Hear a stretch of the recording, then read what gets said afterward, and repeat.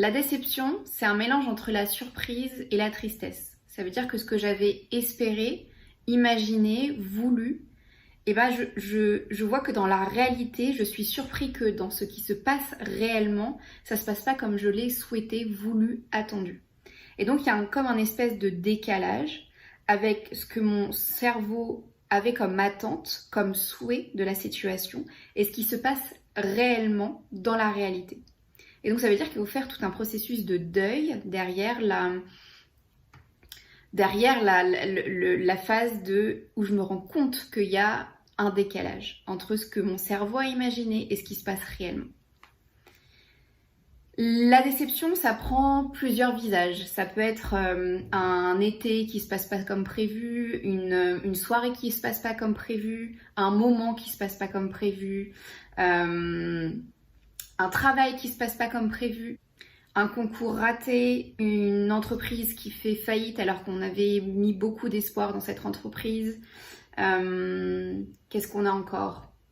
Un enfant sur qui on a des attentes d'un certain niveau au travail et on voit qu'en fait l'enfant n'a pas envie de travailler dans certains domaines, dans certaines matières.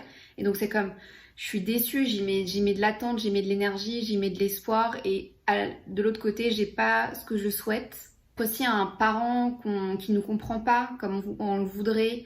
Ça peut être un job qui finalement s'avère ennuyeux, ça peut être un ami qui trahit notre confiance. Et puis ça peut être aussi une vie de couple auquel on avait aspiré, qui se passe pas comme prévu. Et c'est l'exemple que j'ai décidé de prendre, donc du coup c'est plutôt un exemple très personnel. Mais je trouve que ça permet vraiment d'illustrer qu'est-ce que c'est la déception. Vous le savez peut-être, j'ai été donc pendant 10 ans avec un garçon qui s'appelle Bastien. Évidemment, quand on construit une vie de couple, il y a à un moment donné de cette vie de couple, de cette expérience où on va imaginer le futur avec cette personne. On va avoir une certaine vision de ce qu'on peut avoir comme projet ensemble, de ce qu'on peut avoir comme vie de famille ensemble, où est-ce qu'on pourrait habiter. Et donc moi j'en avais fait comme une espèce de vision, comme une espèce d'image où je nous voyais tous les deux avec 2 enfants, avec tel prénom. Enfin vous voyez ce genre de conversation qu'on peut avoir à un moment donné dans la vie d'un couple. Donc j'avais cette image-là. Et à un moment donné, donc Bastien et moi on s'est séparés.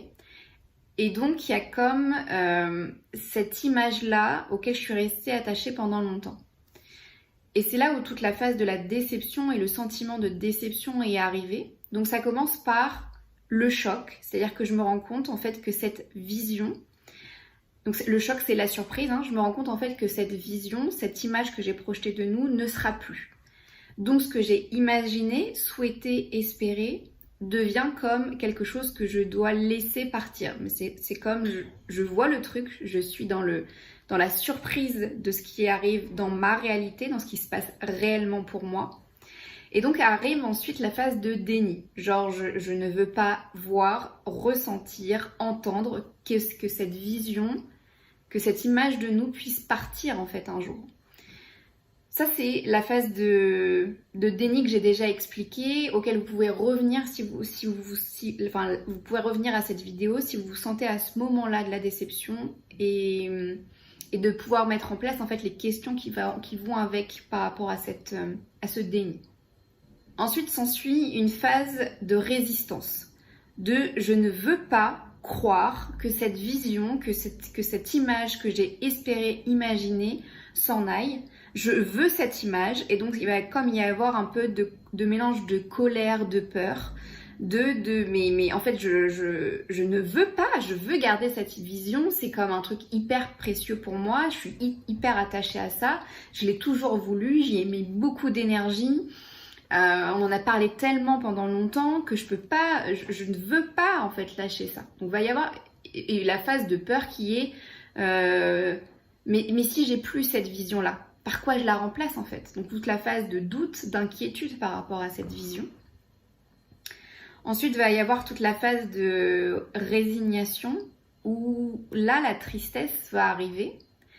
Et ça va être comme, ah, je comprends qu'en fait je dois lâcher cette image. Si je veux une autre image, si je veux une autre vision, faire de la place à du nouveau, et ben cette vision que j'avais de nous, que j'avais projetée de nous, je dois la laisser partir. Et donc c'est toute la phase de tristesse. Et encore une fois, pour tout, donc, tout ce qui est phase de colère, peur, tristesse, je te renvoie aux vidéos sur lesquelles je parle de ces émotions-là, si tu sens que tu es dans cette phase-là. La phase de la tristesse s'ensuit après la phase d'acceptation qui va permettre ensuite de faire place à une nouvelle vision.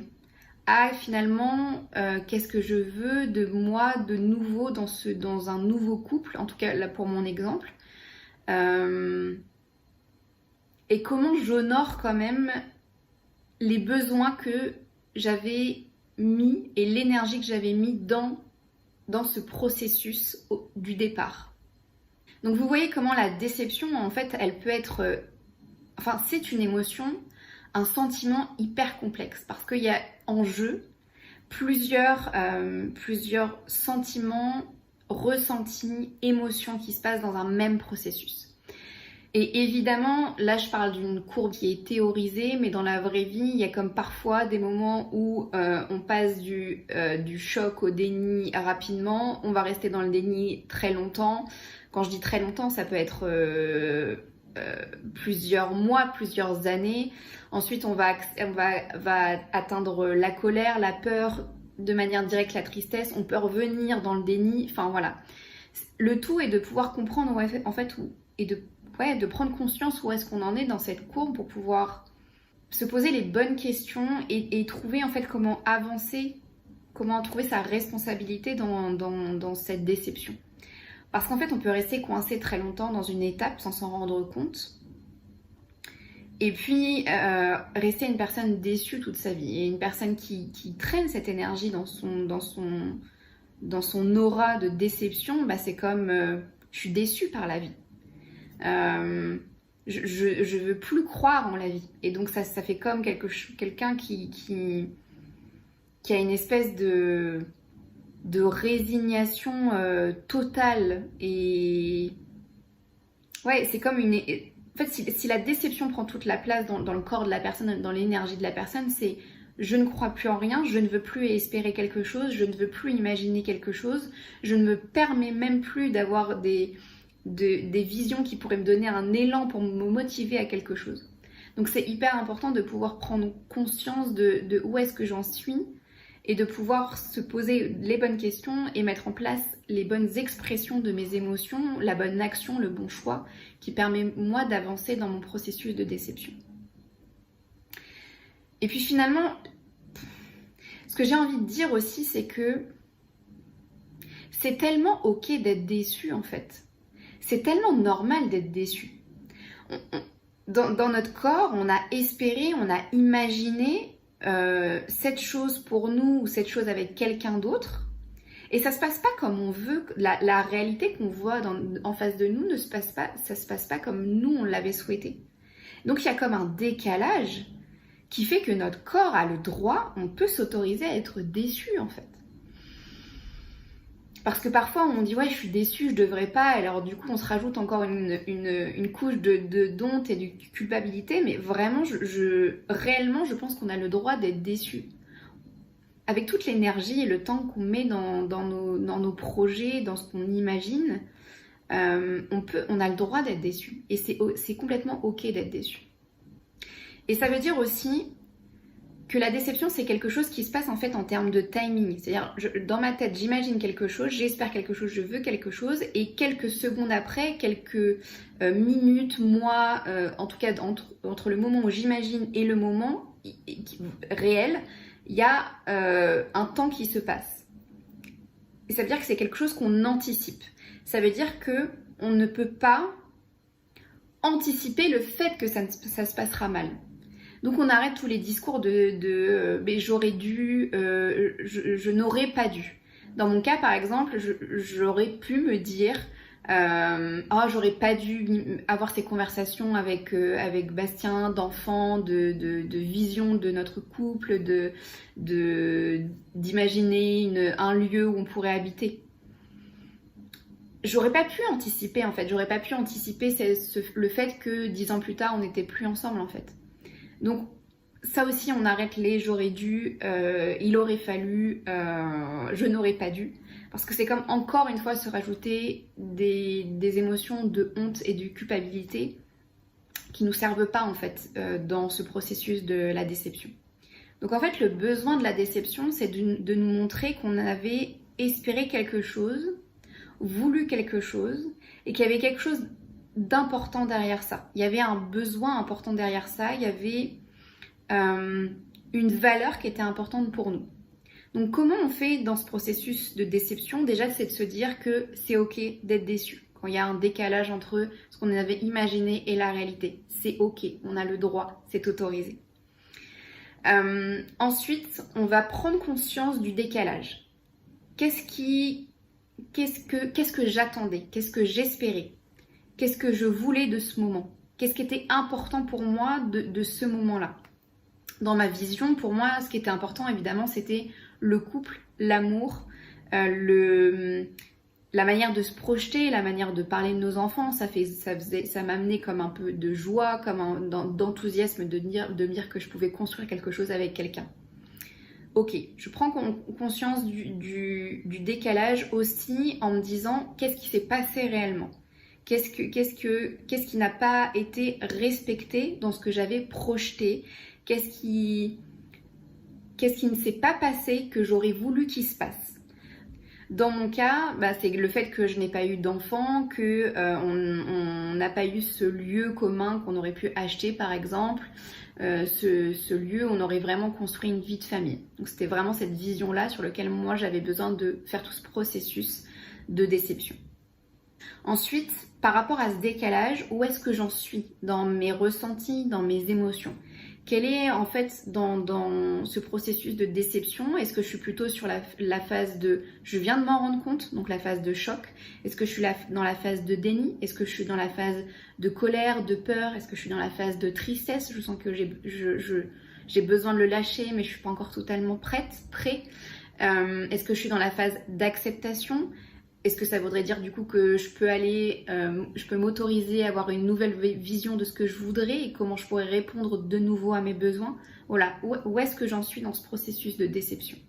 Et puis j'aimerais rajouter quelque chose dans les accompagnements que j'ai faits. Souvent la déception est perçue, ressentie comme un échec. Comme j'ai voulu ça, j'y ai mis beaucoup d'énergie et c'est un échec. Dans mon cas, par exemple, je pourrais me dire, du coup, ma vie de couple est un échec, je ne peux aimer personne. Et j'ai eu de temps en temps ces phrases-là. Ok. Qu'est-ce qu'on fait avec ces phrases-là, ces pensées-là, ces mots-là qui nous font croire que cette expérience est un échec?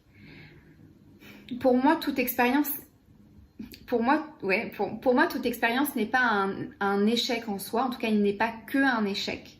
Ça veut dire que cette expérience a aussi un côté lumière. Si on a eu cette vision-là, cette image-là de ce qu'on voulait, de ce qu'on a espéré, de ce qu'on a imaginé, souhaité pour nous, c'est derrière tout ça, il y a comme quelque chose à apprendre de cette expérience et qu'elle n'est pas qu'un échec, elle est aussi un apprentissage.